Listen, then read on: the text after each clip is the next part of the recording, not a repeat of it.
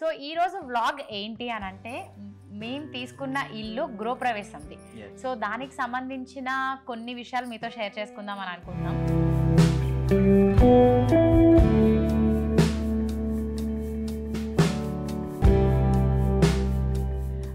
So ఇల్లు తీసుకోవడం అనేది ప్రతి ఒక్కరి లైఫ్లో చాలా చాలా చాలా పెద్ద అచీవ్మెంట్. మేము ఇండస్ట్రీకి వచ్చిన తర్వాత ఇద్దరం కలిసి తీసుకున్న ఇల్లు ఇదంతా ఒక కళ అన్నమాట మాకు. ఎప్పటికైనా మనం కష్టపడుతున్నాం, బట్ ఏంటి ఒక అచీవ్మెంట్ ఉండాలి, ఒక ఇల్లు తీసుకోవాలి, బాధ్యతలు ఇవన్నీ ఏంటంటే చిన్న వయసులో ఉన్నా మేము కష్టపడుతున్నాం కాబట్టి.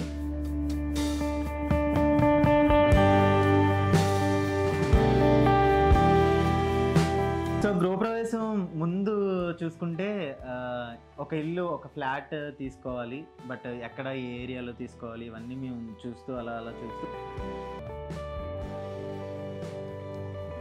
అయాన్ష్ వచ్చిన తర్వాత అది ఒక రెస్పాన్సిబిలిటీ అయిపోయింది.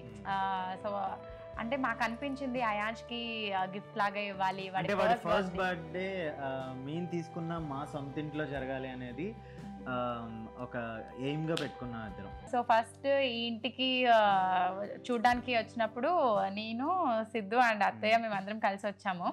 సో అత్తయ్య అయితే చూసిన వెంటనే ఫస్ట్ వాస్తు పరంగా ఇది చాలా బాగుంది అండ్ చాలా స్పేషియస్గా ఉంది అని చెప్పారు.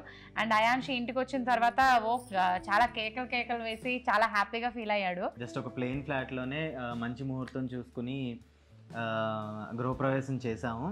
సో ఈ గృహప్రవేశానికి మెయిన్గా మా క్రేజీ కపుల్స్ని మేము ఇన్వైట్ చేసాం. బికాజ్ మా పెళ్లి టైంలో వాళ్ళు లేరు, బట్ పెళ్ళైన తర్వాత నా ప్రెగ్నెన్సీ స్టేజ్ అప్పటి నుంచి వాళ్ళు ఎప్పుడు మాకు తోడుగా ఉన్నారు. మా అక్క వాళ్ళు, మా రిలేటివ్స్, దగ్గర రిలేటివ్స్తో కోవిడ్ టైం కాబట్టి కొంచెం చిన్నగానే మేము గృహప్రవేశం చేసుకున్నాం.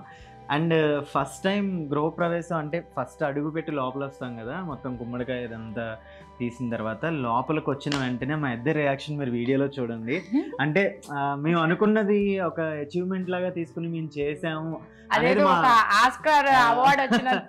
మా ఇద్దరి కళ్ళల్లో మీకు అది బాగా అనిపిస్తుంది. అండ్ బ్యాక్ టు బ్యాక్ మొత్తం 4 కొబ్బరికాయలు కొట్టినప్పుడు కూడా 4 ఫ్లవర్స్ వచ్చాయి అన్నమాట.